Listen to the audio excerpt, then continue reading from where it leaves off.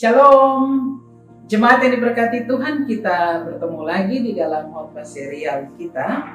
Kali ini kita akan bahas tentang Nahum pasal 2 ayat 4 sampai 11. Di situ Nahum mau menyatakan pesan Tuhan tentang kejatuhan bangsa Asyur yang telah membuat sejumlah bangsa menderita, termasuk bangsa Israel. Nahum juga membahas mengenai kejatuhan Niniwe yang adalah ibu kota Asyur, dan tidak juga berbicara tentang dosa dari Israel. Jemaat yang diberkati Tuhan, di sini Nahum memwartakan bahwa Raja Asyur sangat sombong.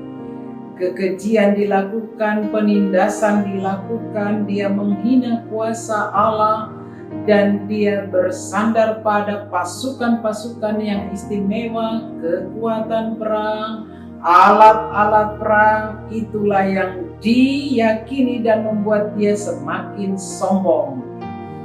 Jemaat yang diberkati Tuhan, menjadi orang yang sombong adalah orang yang kekejian bagi Tuhan.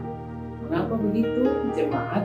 Di dalam dasar teologis lain, Yeremia 17 ayat 7 dikatakan, diberkati orang yang mengandalkan Tuhan, yang menaruh harapannya pada Tuhan. Diberkatilah orang yang percaya kepada Tuhan, yang berpengharapan pada Tuhan.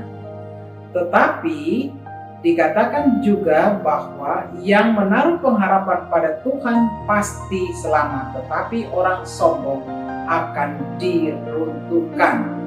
Kesombongan itu menjadi kejahatan di hadapan Tuhan karena Tuhan membenci kejahatan, kecongkakan, tingkah laku yang jahat, seolah-olah kuasa Tuhan tidak ada. Nah, itu yang dilakukan oleh Raja Asyur pada saat itu.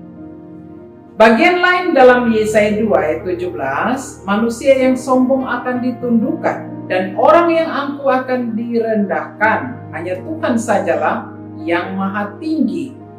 Itu beberapa ayat Alkitab yang membuat kita tahu bahwa ternyata bangsa ini, Yehuda ini, Asyur ini berlaku jahat. Dia bersandar pada kekuatan sendiri. Dia pikir alat perangnya, pasukan yang hebat, dia pikir dia hebat seperti Mesir. Dia pikir pada saat Firaun ingin mengejar bangsa Israel, dia kira bahwa kekuatan perang, kereta perang itu akan meruntuhkan dan akan menghancurkan bangsa Israel. Ternyata dia lupa, Israel punya Tuhan Allah yang disebut Yahweh. Bapak Ibu jemaat yang diberkati Tuhan, belajar dari pembacaan kita di kitab Nahum ini, apa yang harus kita ambil, apa yang kita harus belajar? Bahwa orang yang sombong, orang yang mengandalkan kekuatan sendiri, harta, kepintaran, kekayaan, dan juga kekuatan diri, jangan dibawa di pelayanan gereja. Karena apa? Jemaat yang diberkati Tuhan, kita tidak akan dapat apa-apa kalau kita sombong, kita merasa hebat, sedangkan anak Allah saja turun di kandang domba. Itu yang selalu saya katakan, dia mengosongkan diri.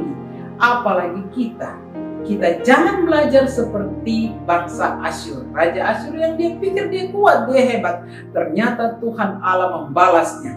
Tuhan Allah di dalam ayat 12-13, Nahum 2 ayat 12-13, Allah mewartakan, Tuhan semesta alam akan membakar kereta menjadi asap. Bayangkan jemaat yang diberkati Tuhan, kekuatan dia tadi yang dia pikir kuat, itu Tuhan Allah membakarnya dan menjadi asap. Artinya kesombongan tidak ada arti apa-apa di dalam Tuhan, karena dia kuasa di atas segala kuasa.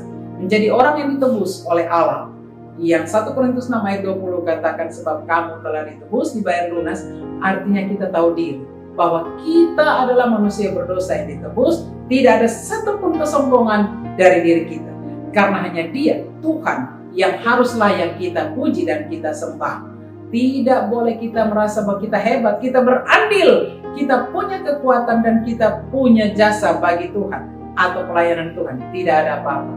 Yang harus kita tanamkan dalam hati kita adalah mengandalkan Tuhan di dalam seluruh kehidupan kita, supaya kuasa Tuhan dinyatakan. Yang kedua, Di dalam pelayanan jangan berlaku sombong.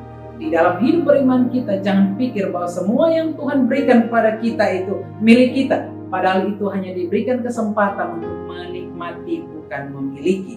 Karena pada akhirnya Tuhan akan mengambil semua dari kita.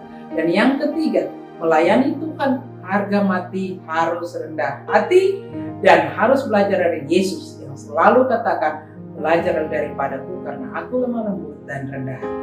Biarlah firman Tuhan ini menjadi kekuatan bagi saudara dan saya. Tinggalkan kesombongan, tinggalkan keakuan, tinggalkan gengsi, harga diri dan kekayaan dan kepintaran. Lalu kita akan belajar takut akan Tuhan dan rendah hati sebagai pelayan Tuhan, sebagai kepala keluarga, sebagai orang tua, sebagai anak-anak. Tuhan Yesus memberkati jemaat sekalian. Amin.